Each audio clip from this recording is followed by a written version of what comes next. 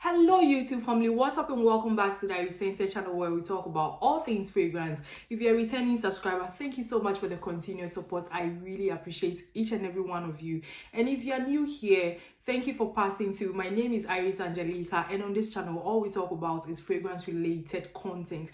Anyway, so in today's video we're going to talk about perfumes that have been released so far in 2023 and one or two that are yet to be released, and then I think I have about two that were also released late last year, so they are relatively new. But before we get into all that, let's get the shadow trailer out of the way.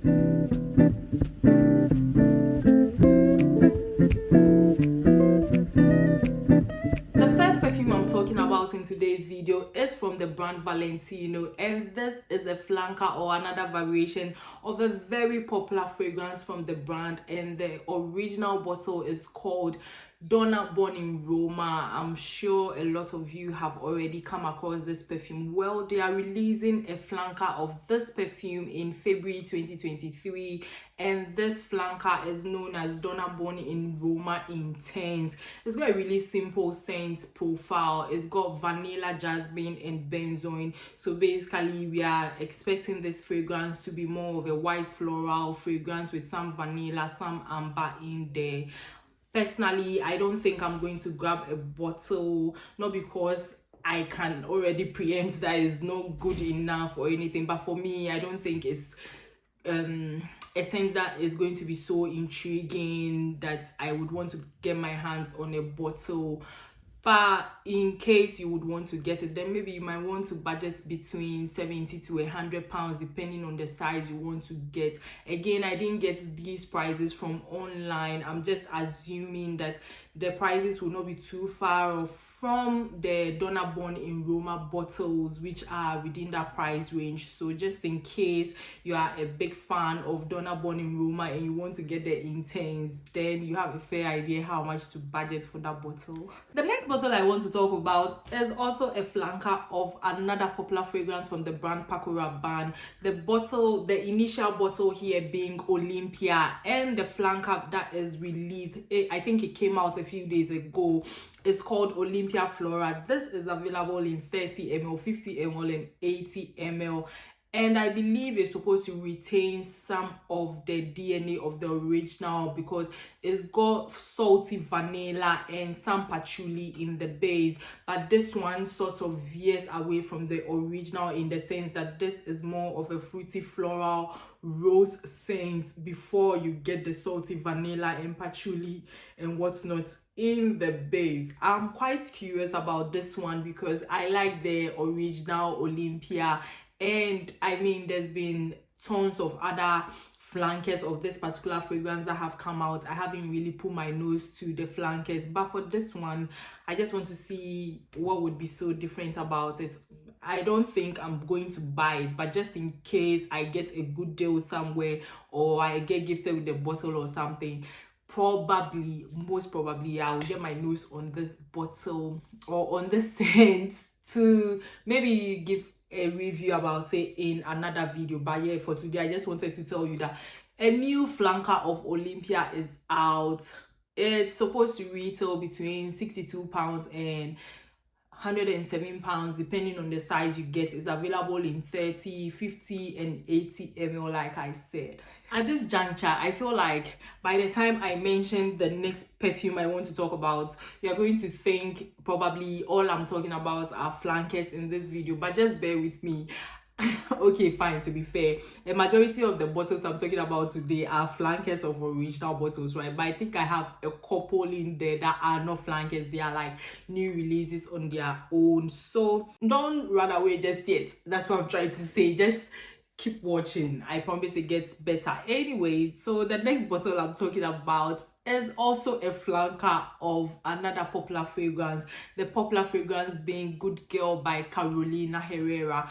And that perfume has in fact seen a lot of flankers along the years. I lost track at a point. I stopped paying attention to the flankers because they just keep releasing new flankers by the minute, and they didn't even prove me wrong. Last year in September, actually, a new flanker came out called Gold Girl Fantasy, and that one really caught my attention because it's got some chocolate and cacao in there. I really wanted to see how much of a gourmand fragrance it would be. I haven't had the opportunity to get my hands on that bottle just yet.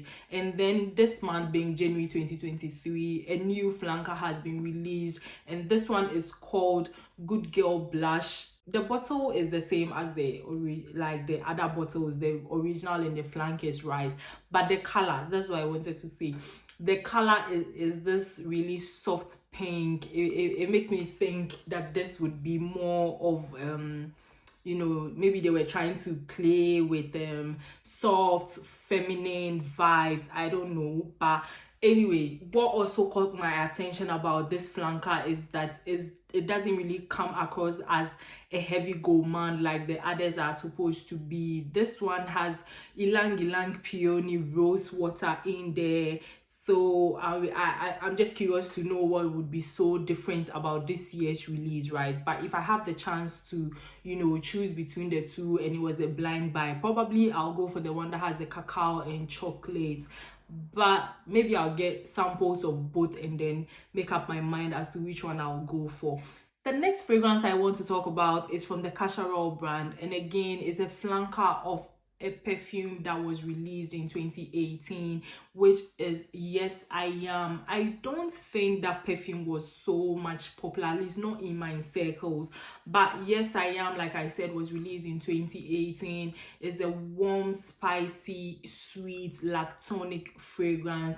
Now the new bottle that has been released this year is more on the fruity floral side of things. It's a bit woody, it's got a balsamic base as well. I don't know whether I'll get a bottle. I really don't think I would, but I think it's available in 30 ml, 50 ml, and 75 ml, just in case you come across it and you want to buy a bottle. By all means, do so, and let me know what you think about that bottle in the comment section, because it's highly unlikely that I would get that bottle, but I don't know, who knows, never say never, right? So maybe I just might get my hands on that bottle eventually. The next bottle I want to talk about is a flanker of the very popular Nuit Tresor, which came out in 2015. That's 8 years ago. I believe that scent was reformulated in 2019.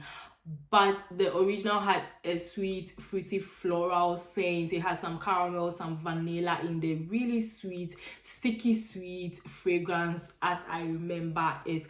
Anyway, the flanker that has been released this month is called La Nuit Tresor Fleur de Nuit. This is the 11th flanker of the original. This scent is supposedly shying away from the sticky sweetness. Here, Damask Rose, Ispahan Rose have been introduced, some white florals. It has some coffee, some whipped cream, some patchouli as well. I'm quite curious about this one, and just in case I get a good deal, I'm really going to snatch that bottle up. So maybe eventually, hopefully, I'll be able to give you a detailed review of this particular fragrance that I have mentioned. The next bottle I want to talk about is from the brand Dolce Gabbana, and this one is known as Q by Dolce Gabbana. I believe this is supposed to be the female version of the men's fragrance that was released in 2020, going by the name K by Dolce Gabbana. Now this one is more of a cherry fragrance with some citrusy, powdery accords and a woody base. Personally, I'm not really inclined to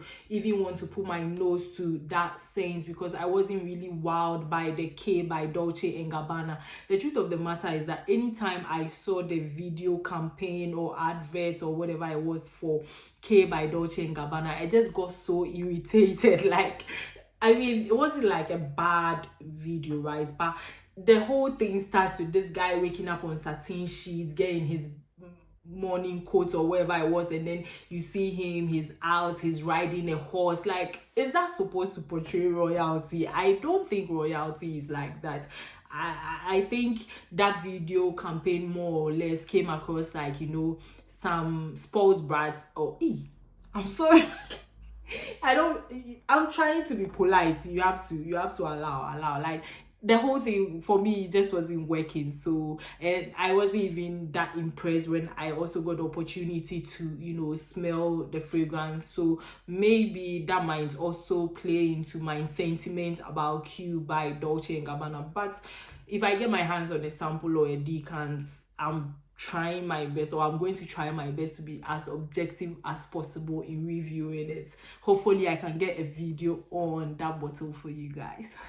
Now, the next bottle I want to talk about is from the brand Kilian. This is the bottle that I am actually curious about, a bottle that I am fervently waiting for. This is known as Can't Stop Loving You, and this is supposed to be part of the Kilian Narcotics collection, the same collection that has Love Don't Be Shy. This scent has honey, labdanum, sisters.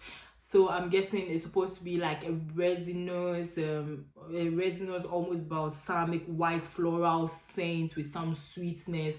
I am personally looking forward to that scent. I feel like most of the bottles in the Narcotics collection were quite good, so I'm really curious to know what this scent would smell like. But the only thing that would maybe stop me from getting the bottle is that a 50 ml bottle is going to be sold for around £265 or something within that region. So, the coins might determine whether I'll be able to afford a bottle or not. But if I get that bottle, I'll be really excited. I feel like that is going to be like a good blind buy. And if I get it and it's not a good blind buy, I I don't know what I'll do. I'll be really sad. Anyway, so the next release, or the next new release I want to talk about, is from the brand Mugler, and this is the brand that is famous for their fragrances Alien, Angel, Aura. Actually, the new bottle that they have released is a flanker of their Angel fragrance. This bottle was originally launched in 1992 and it has since gotten a lot of flankers released. Anyway, so Angel Elixir came out a few days ago. The starting price is around £55, and this is supposed to be like a sweet and spicy floral woody fragrance. Personally, out of all the fragrances that Mugler has released, I think I like the Alien fragrance and some of the flankers that has been released for Alien. Aura, I've had the opportunity to smell the original. I wasn't extremely wowed by it. For Angel, I've smelled some of the flankers. I like some, I don't really like some.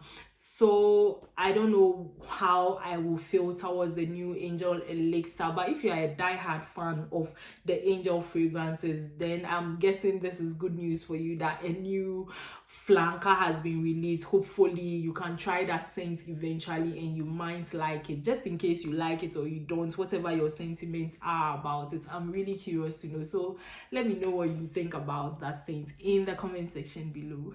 Anyway, so we are left with 3 bottles and then we'll come to the end of this video. But the next bottle I want to talk about is from the brand Perfumes de Mali, and this bottle was released just a few days ago. It's called Valaya. I really like the names that Perfumes de Mali goes for. The names they choose for their fragrances really captivates me, or they really catch my attention. Valaya, in this case, I watched the video campaign and I was like, okay, but I think video campaigns can also be misleading sometimes. You can watch a campaign video and feel like, okay, I'm going to love this scent. You get it and you don't like it. It has happened to me before. I watched the video campaign for Aura by Mugler. It had this whole forest theme going on. The soundtrack, everything was so captivating. I felt like I was going to like the scent. I was dead sure that I was going to like the scent, but then I sprayed it and it wasn't my thing. It wasn't my thing, unfortunately. So I'm not going to jump jump the gun with Valaya. I saw the video campaign and I don't know why, but it made me think of weddings. It made me think of a sense that a bride would wear. The model was in this really ethereal, she had this really ethereal appeal to her. The video came across as sensual, delicate, quite feminine. I really love the video campaign, but like I said, I'm not going to jump the gun. I'm going to be patient, try and get my hands on a sample. You know, 80 ml is supposed to be retailing for about £230, so I'm not really looking to, you know, buy this blindly only to realize I don't like the scents. But anyway, this is supposed to have like a juicy, citrusy opening, a fresh appeal to it, some floral notes in there, some woodiness, and overall a musky fragrance. From what I have heard so far, it's not really a beast mode fragrance. Maybe it might stick closer to skin, so again, I'm not too sure I want to spend £230 on a skin stain. But if I get a good deal, why not? If I get my hands on a sample or a decant too, I am probably going to get that instead of a full bottle. But anyway, that's the latest release from Perfumes de Mali. This is known as Valaya. And now we're going to talk about two bottles that have been released from the brand Tom Ford. Tom Ford has released two flankers of their very popular Lost Cherry fragrance. This is available in 30 ml and 50 ml. The 50 ml bottles are retailing for £265.